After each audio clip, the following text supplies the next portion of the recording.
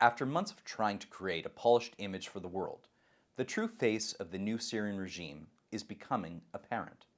On December 8th, Syrian Islamist rebels led by Ahmed al-Shaara, nom de guerre Abu Muhammad al-Jalani, overthrew the Assad family, whose father-son despotic duo had ruthlessly ruled Syria for more than 50 years.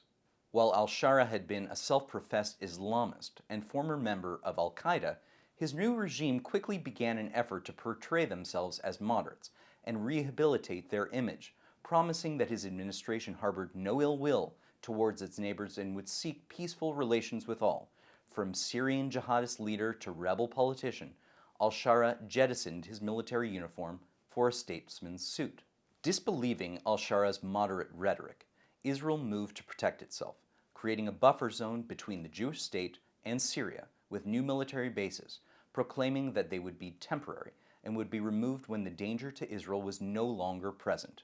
Israel also struck hundreds of Syrian military targets, effectively neutering Syria's military assets, including tanks, helicopters, and fighter jets, which otherwise would have fallen into the hands of an Islamist rebel group.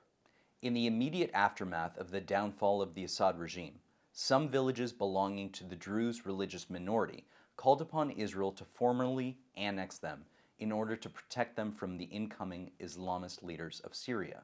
Following Israel's military maneuvers, it didn't take long for many Canadian news media outlets to uncritically join the fray in order to demonize Israel, accusing Jerusalem of aggressively seeking to seize Syrian land, minimizing or otherwise entirely ignoring the security threats faced by Israel.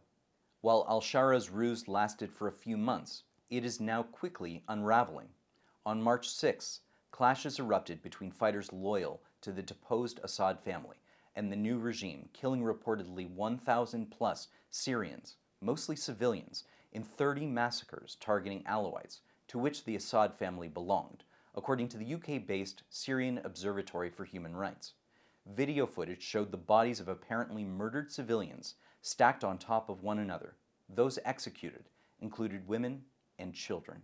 Given the absence of Israel in the internecine fighting in Syria, the Canadian news media has remained largely disinterested. It seems that no Jews equals no news.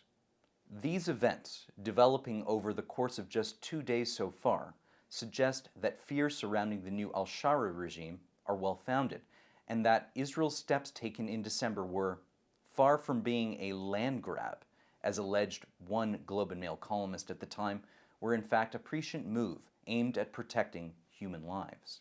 While it is unknown whether the violence in Syria will expand or peter out, it is clear that long before the new Syrian government showed its real face to the world, Israel withstood widespread international condemnation to protect itself and vulnerable groups in Syria from the Islamist regime of Ahmed al-Shaara.